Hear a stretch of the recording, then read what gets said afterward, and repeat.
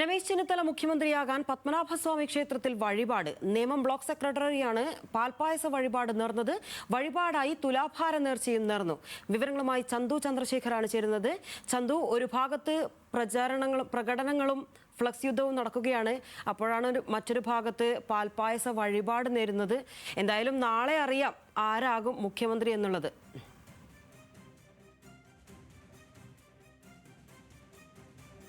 ആരംഭിച്ച ചർച്ചകൾ പിന്നീട് പോസ്റ്ററുകളിലും ബാനറുകളിലേക്കും കടന്നു. അതിപ്പോൾ പരസ്യ പ്രതികരണങ്ങളിലേക്കും പരസ്യ പ്രതിഷേധങ്ങളിലേക്കും കടന്നിരിക്കുകയാണ് ഒരു വശത്ത്. മറുവശത്ത് പൂജയും വഴിപാടുമാണ് നടക്കുന്നത്. രമേശ് ചെന്നിത്തല മുഖ്യമന്ത്രിയാകണമെന്ന് ആവശ്യപ്പെട്ടുകൊണ്ടല്ലെങ്കിൽ അത്തരത്തിലൊരു ആഗ്രഹം പ്രകടിപ്പിച്ചുകൊണ്ടാണ് പത്മനാഭസ്വാമി ക്ഷേത്രത്തിൽ ഇത്തരത്തിലൊരു വഴിപാട് ഒരു പ്രവർത്തകൻ നേർന്നിരിക്കുന്നത്.